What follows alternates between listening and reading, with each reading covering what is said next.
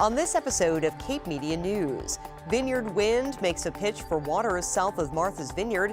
State senators tour Cape Cod in a bid to strengthen local retail, and women being urged to run for office. These stories and more. This is Cape Media News.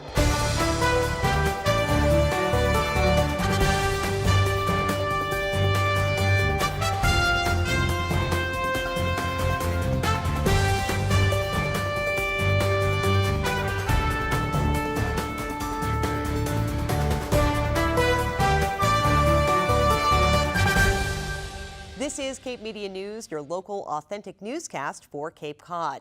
It's January 2018, and we are so pleased to be back on the air bringing you the stories that matter to Cape Cod.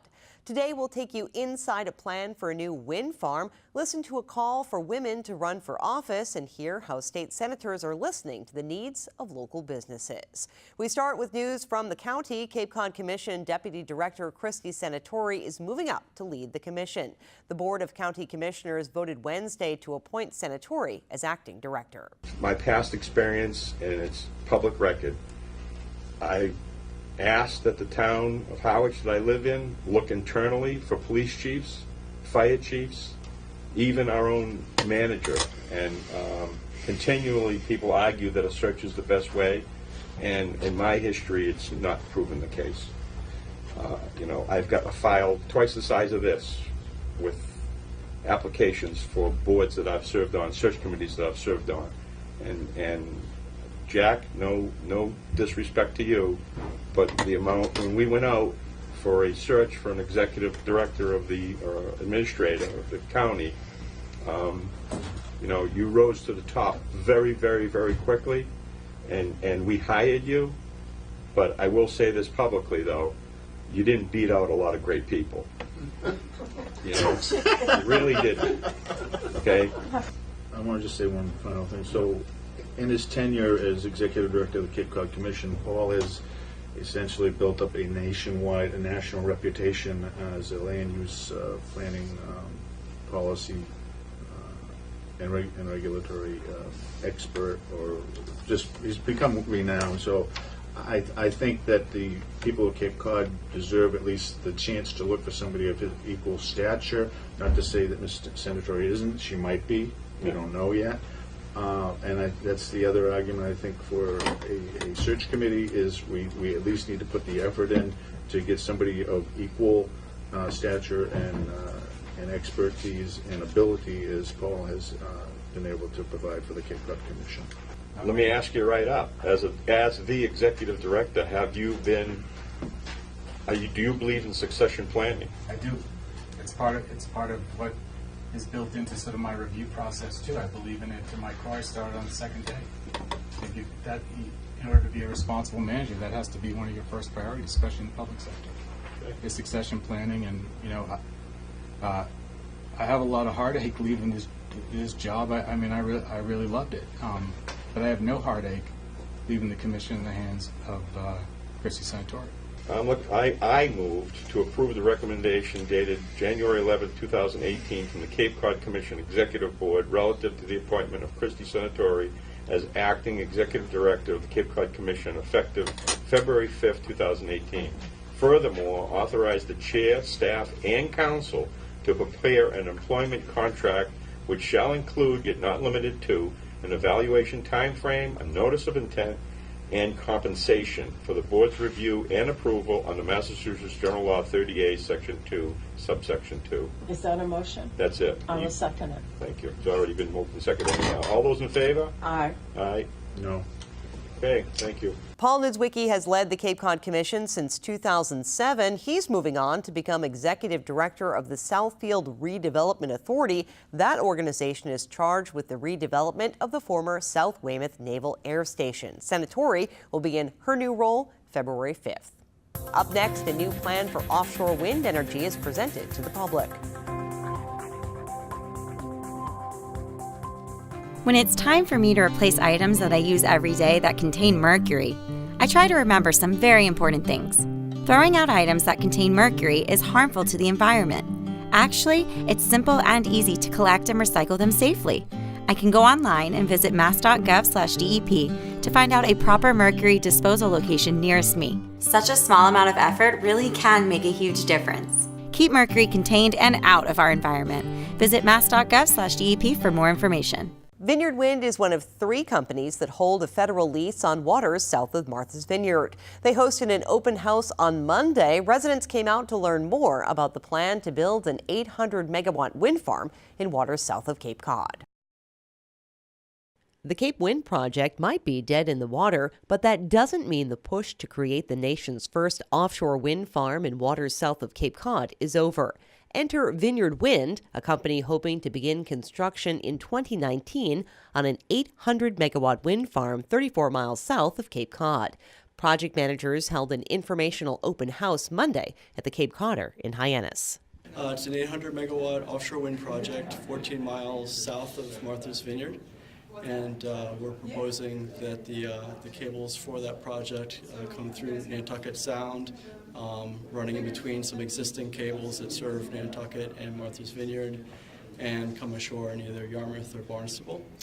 We think the better location is in Yarmouth, and from there it would go buried the entire length to an existing substation in Barnstable to make connection to the grid.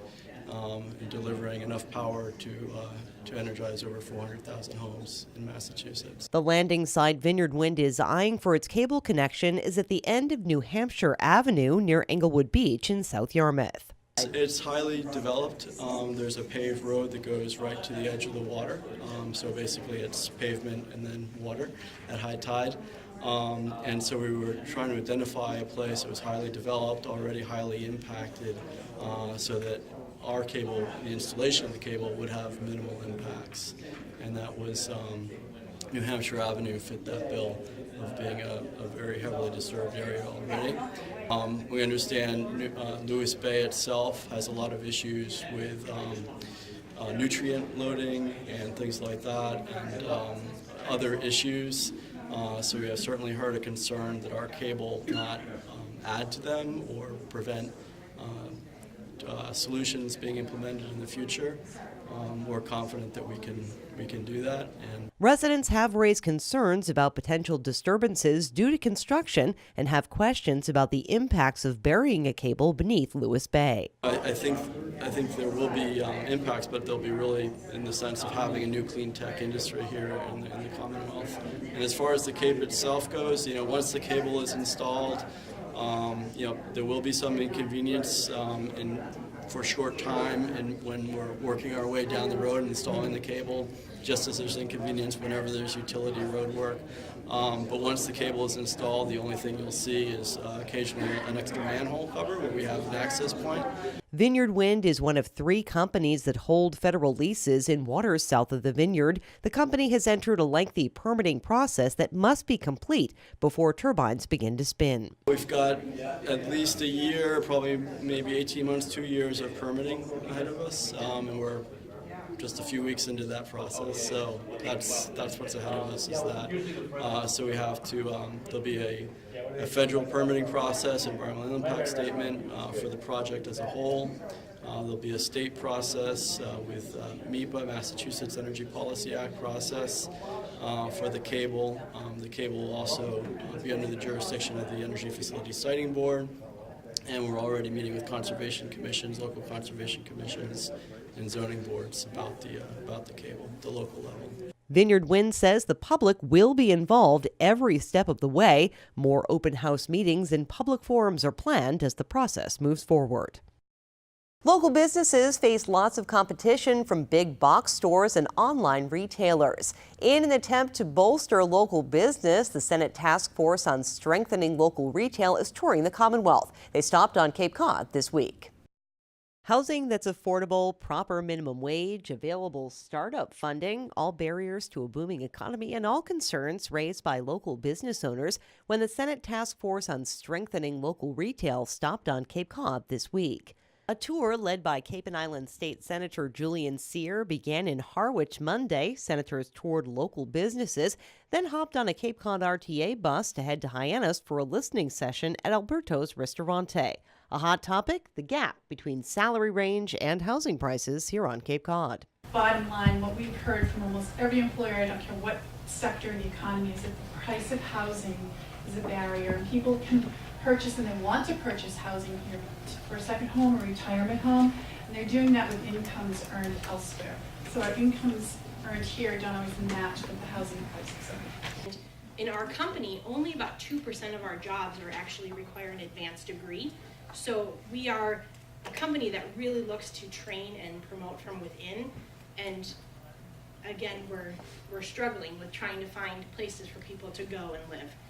So consider that when you're in your meetings. High healthcare costs, and housing costs aren't just high on Cape Cod. This is a problem all around the country. How we need to build up our downtowns. You know about the best practices of, of sewering and having the downtowns have retail with residential above the retail with small apartments that are affordable and people walk to work, and that leads to a cleaner environment where people are living and working in their downtown. A call was made to increase state funding to assist small businesses. Unfortunately, though, the funding that we get from the state to do this work, you've cut by 65% over the last 3 years. Senator Sear was successful with a great amendment to restore that funding to the FY16 levels, but when it came out of conference, the funds were actually below the FY17 level. And so I really appreciate your coming here, the tremendous interest that the leadership in the Senate has in the importance of retail and our small businesses, and that's really the backbone to our local communities. But we can't provide the kind of support and help nurture those businesses without the state also giving us some resources to give those businesses a jump start. When I moved over here in '93, I had an SBA 504. The only way I was to be able to do this business is with that loan. And today, if I want to get out, I can't, because I have a lot of liability to my employees. I mean, I respect them, they've done a lot for us. But being able to sell to them would be a great thing. But they can't buy it because there's nobody making funding available for it. Senator Sear asked business owners to talk about minimum wage. But what I'm really curious from our business owners here is around the minimum wage, and I hear two competing stories. One, that a lot of businesses are paying above the minimum wage simply because that's the cost of living out here is so high. It's really difficult to retain employees who are making $11 an hour, let alone $15 or $20 an hour. I think the working wage, the living wage on Cape Cod, I think, is closer to $26 an hour. Right, well, what if you hire teenagers? We're gonna pay our teenagers $15 an hour to give out ice creams or sell ice creams or work in our hot dog truck or things like that. So in some cases, there are unintended consequences of all these things that I think are the biggest part that small business owners struggle with, because it's not that we're completely against them. I wanna pay my employees more.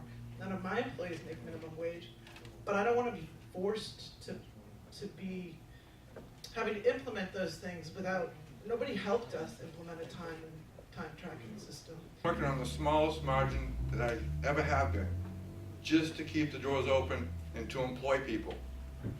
Had there been an exemption for 14 to 18-year-olds, I could have saved a little bit of money and taught these kids how to work. We talk about building an economy that works for everybody, because if workers don't earn enough, they don't have money to spend in retail stores.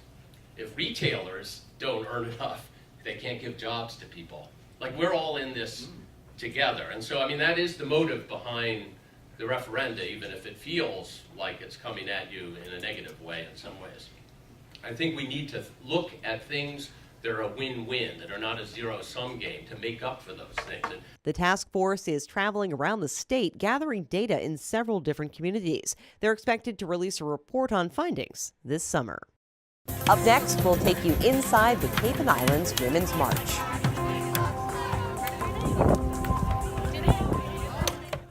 Bye, Janet. It's nice seeing you again. You look good, girl. Just let me know what I can do to help. Well, to help me, she'd have to help every day. Every hour, every ouch, every time my wife calls for help. I mean, maybe she could help me make her lunch. But the crust, all the crust has to be cut off the corners. She could help me run to the doctor for the 5th time this week. Help me with the specialist and the second opinions and the painful paperwork about paperwork. Help me deal with how hard it is seeing my wife's name on so much paperwork. But this is on me. I'm the only one who can do this, like this, for her. Besides, Take care. we will. Janet doesn't like her cooking anyway. Find support for your strength. Visit aarp.org/caregiving for care guides and community. Well, there's no doubt we're in the midst of some troubled political times, and local women are being asked to step up and serve in order to make change in all levels of our government. Cape Media News was at the Cape and Islands Women's March, where local leaders made the call to Cape Cod women to become more involved. The women of Cape Cod are being urged to run for office and came out in full force last Saturday to celebrate the 1-year anniversary of the historic women's marches held nationwide. Can you believe it was just a year ago that we took to the streets, we took to the Boston Common, we took to parks and town squares all across this country and said, "You will hear our voices." Speakers emphasized unity, organization, and perseverance. This isn't a women's issue or a man's issue. It isn't a brown issue or a white issue. It isn't a middle class issue or a working class issue. It's all our issue. Cape and Islands State Senator Julian Cyr spoke in solidarity with the women of Cape Cod, urging them to get involved in all areas of politics, from school board to state house. We need women like you now more than ever. And I have an ask. It's both a simple plea, but it's kind of a big ask. It's a little scary. I'm asking you to run. We need women like you now more than ever. We need women like you on our boards and committees in all of our towns to shake things up. We need women like you to roll up their sleeves, to reject the tired old politics of division and discord, and roll up your sleeves and our sleeves to move forward on common sense issues. State Representative Sarah Peake encouraged women to get to work. We have a job to do. Start by getting people elected who share our values. That means right now. The 2018 elections are right around the corner. The idea of running for office can be daunting, but an upcoming candidate training aims to provide women with the tools they need to win at the polls. Senator Cyr spoke with us about the training being held this Saturday at the Cape Cod Community Media Center in Dennisport. So the tools are everything from, how do you build your narrative and build your candidacy, knocking doors, making calls, kind of the mathematics that goes into figuring out what it takes to win.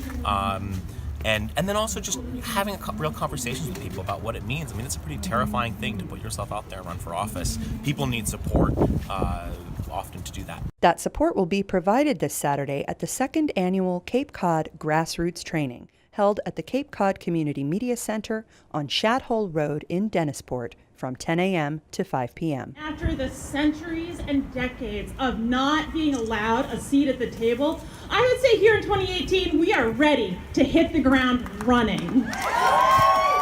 Reporting for Cape Media News, I'm Gabrielle Rawson.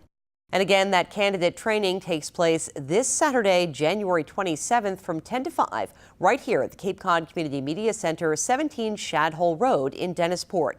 Visit capemedia.org and click on Cape Media News to learn more. Well, why would you want to jump in the water in February? To help homeless animals, of course. Mary Sarah Fairweather of the Cape Cod MSPCA joined me in studio this week to talk about the Super Bowl Sunday polar plunge that's becoming a Cape Cod tradition. Good news that the New England Patriots are heading back to the Super Bowl. Oh, so it was like a nail-biter towards the end, but Tom Brady always pulls does it out it in the last every few minutes. time. He's amazing.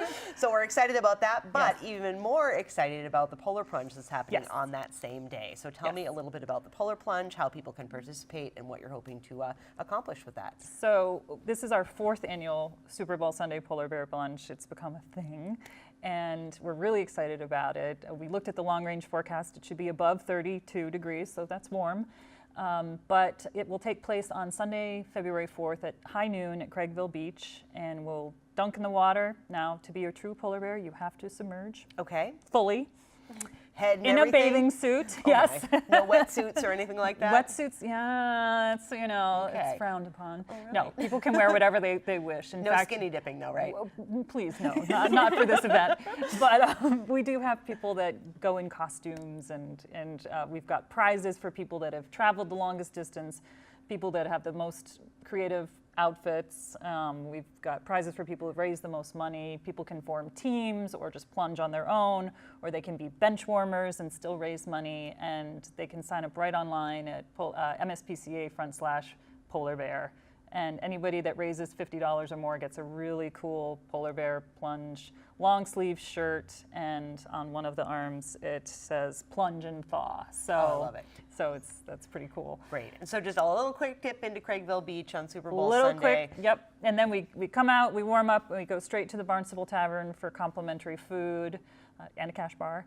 And we're hoping to raise over $30,000. We're very proud to say that Sarah Coles is our chairman of the event. Sarah is a very active volunteer and supporter, so we're very proud to have her on the team. Excellent. And again, if people want to sign up, can they do it that day, or are you Yes. encouraging people to do it beforehand? Either way, it's fine.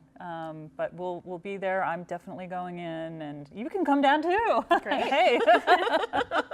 So can you. Oh, okay. Maybe I'll be there with my video camera. Yeah, no, that's I'll fine. dip into the water. That's They totally give me a fine. GoPro and I'll Right. get some shots from under the water. We'll see what Yeah. happens. At least it's not 6 degrees out, right? We'll Right, see if this no. warm trend continues. If it's a day like today, I'll be okay with No, that. every dollar goes to supporting our operating budget, so it allows us to do what we do every day, care for the animals, provide programs for people that need us in the community, and a whole lot of other services. Wonderful. So, very critical.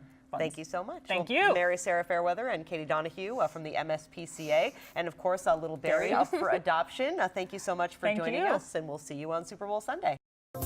Coming up next, we'll get the skinny on when we'll see more daylight here in the Northeast. You made this vacation happen, cleverly merging promotions Double points with every purchase. and cross-referencing travel sites. Aloha! If you can ace your vacation, you can do it for retirement. Get on track with tips at aceyourretirement.org.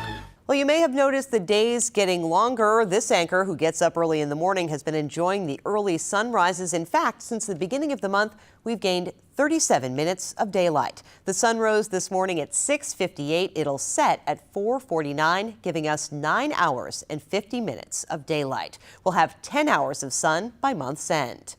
And that brings another episode of Cape Media News to a close. Watch us every Friday at 5:30 on Cape Media Channel 99. Stay up to date with our local, authentic Cape Cod news stories online at capemedia.org. If you've got a news tip or a story idea, you can email news@capemedia.org. For Cape Media News, I'm Sarah Colvin.